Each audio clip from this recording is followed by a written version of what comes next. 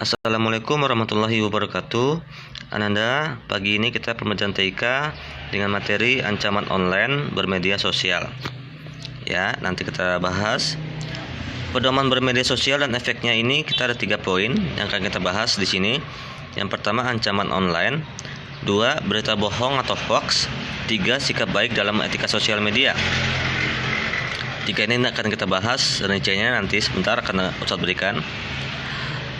Yang pertama itu ancaman online. Ada 2 dampak di dalam dunia maya atau internet, yaitu dampak positif dan dampak negatif. Dampak positif itu apa contohnya? Kita berkreativitas sebaik mungkin untuk memberikan yang terbaik untuk masyarakat luas.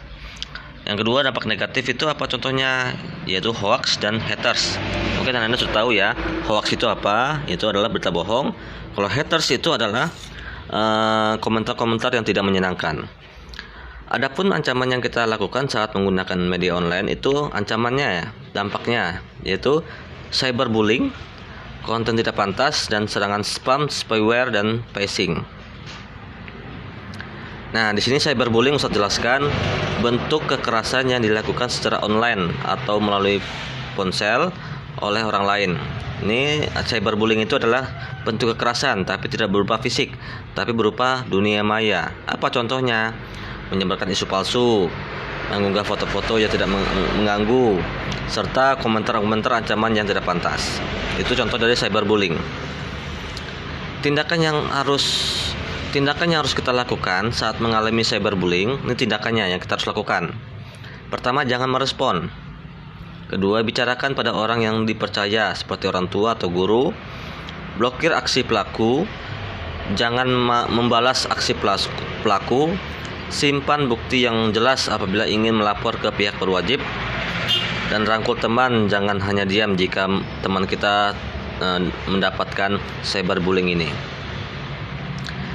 Mencegah agar tidak mengalami cyberbullying, selalu berkata santun, rahasiakan akun pribadinya, tingkatkan rasa peduli, berikan ilmu yang bermanfaat. Jangan buat postingan yang negatif, pilih teman, dan jangan berikan alat komunikasi atau ponsel kita kepada orang lain. Nah, ini contoh bentuk tindakan gambarannya ya. Nah, konten tidak pantas ini apa? Konten tidak pantas itu adalah informasi yang diberikan melalui media sosial. Ya, konten itu berarti konten itu artinya informasi yang diberikan melalui media sosial. Berarti informasi baik berupa itu video, baik berupa cuplikan, baik berupa teks atau bacaan, ya, macam-macam. Untuk membuat konten ini di media sosial, mintalah petunjuk kepada orang tua atau guru yang paham tentang teknologi komunikasi. Apa aplikasi yang diberikan di saat layanan konten tersebut, ya? Yang bermanfaat itu adalah web atau web browser. Rumah Anak, Kidul, DuckDuckGo, dan KidDrek. Ini aplikasi yang jarang digunakan oleh anak-anak tapi sangat bermanfaat. Ya, nanti Anda coba di aplikasinya Kidul, DuckDuckGo, dan KidDrek. Itu bukan aplikasi, semacam seperti Google. Ya, cuma tampilannya aja bernama Kidul atau DuckDuckGo atau KidDrek. Aplikasi umum apa itu? Nah, banyak nih ya. Google Chrome, Opera Mini, web internet, Wikipedia, bloggers. Nah, bloggers itu untuk konten YouTube ya. Creator Academy untuk konten iklan-iklan. Lanjut. Nah, ini konten-kontennya di media sosial banyak. Nah, nanti Anda bisa kalau bisa menambahkan boleh silakan. Itu Ustadz hanya sebagian yang Ustadz akan berikan. Nah, jadi kita ingin membuat konten di media sosial itu apa yang kita harus lakukan? Pertama, buatlah konten yang bermanfaat.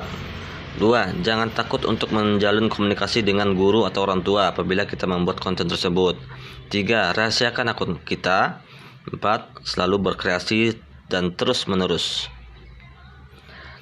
Yang kedua itu serangan spam, spyware, dan phishing. Tadi pertama adalah cyberbullying, yang kedua adalah konten yang tidak benar, yang ketiga adalah serangan spam, spyware, dan phishing. Apa itu spam? Spam itu adalah terdapat pada aplikasi email yang sampah masuk tanpa kita kendaki. Biasanya itu berupa iklan-iklan. Ya, itu berarti dinamakan spam. Spyware, program yang bersembunyi di dalam komputer seperti login, password, dan konfirmasi akun. Nah, itu biasa kalau kita login pasti akan di bawahnya konfirmasi ya, kayak semacam kita pilih gambar sesuai dengan perintahnya, lalu kita klik, maka dia akan mendetek akun kita itu benar apa tidak. Itu namanya spyware. Phishing adalah aksi penipu online. Biasanya hal ini terjadi saat ada informasi yang bersumber dari email untuk meminta klik tautan tersebut. Contohnya misalkan ada email atau ada pesan-pesan masuk di dalam akun-akun kita untuk segera klik link yang diberikan oleh mereka. Nah, itu kalau disarankan kalau tidak tahu atau tidak mengerti atau gimana mengerti apa itu, silakan tanya dulu kepada orang tua atau guru ya. Jangan asal klik saja. Itu kadang berbahaya bagi untuk akun kita ya. Itu dinamakan phishing. Dan terakhir malware. Nah, malware itu yang program berisi kode berbahaya. Ini biasakan virus ya. Virus ya, contohnya kayak tiba-tiba kita download aplikasi, nah itu tidak bersumber dengan virusnya, nah bisa menyerang komputer kita. Mencegah serangan spam, spyware, dan lain-lain ini adalah hindarilah mengunduh konten-konten terlarang. Nah, itu tadi ya. Kalau kita sembarangan download, nah itu akan sering terkena virus. B. Pastikan tidak membuka link yang tidak dikenal. Tadi ya. C. Pasang software anti spam atau antivirus di komputer kalian. D. Selalu perbarui program antivirusnya. E. Pastikan akun email kita tidak sama orang lain. Nah, ini akun kita kalau bisa jangan sama dengan orang lain. Adik atau kakak, kalau bisa jangan sama. Oke. Nah, yang kedua dari topik yang pertama itu tadi adalah ancaman online. Ini kedua adalah berita bohong atau hoax. Nah, di sini Ustadz memberikan ada panutan dari pemerintah bahwa pemerintah sudah mempunyai undang-undang tentang teknologi bermedia sosial. Jadi Anda jangan sembarang untuk mengirimkan konten-konten yang tidak sesuai dengan aslinya, atau konten-konten palsu, atau dengan memberikan konten-konten yang tidak benar. Nah, di sini ada undang-undangnya, silakan Anda baca ya di situ ya. Nanti kalau bisa di-stop aja videonya lalu baca sendiri. Lanjut. Nah, ini akibatnya, ya, hukumannya apa? Seperti apa hukumannya ya? Maksimal minimal 6 tahun penjara dan denda 1 miliar. Nah, agar kita tidak terhasut dalam tindakan hoax itu, yang pertama, cermati alamat situsnya. Untuk informasi itu cermati dulu situsnya ini benar apa tidak. Yang kedua, periksa fakta. Fakta ini benar apa tidak? Bisa tanyakan ke orang tua ataupun kalau guru, ini faktanya benar apa nggak sih? Harus kita banyak bertanya di situ. 3. Mencari sumber lain. Nah, boleh bertanya, boleh mencari sumber lain di situs lain, boleh. Keempat, cek keaslian foto atau media. Di sini bisa cek ada situsnya yang Ustadz berikan, itu adalah https reverse foto, bisa kalian cek. Nanti masukkan gambar yang kita pengen cek, nanti akan muncul gambar ini posisinya benar nggak di situ atau tanggalnya benar nggak di situ. Yang kelima, bertanya kepada orang tua dan orang tua guru. Sikap baik dalam etika sosial media. Nah, itu ada 7. Nanti Anda baca, tinggal stop saja ya.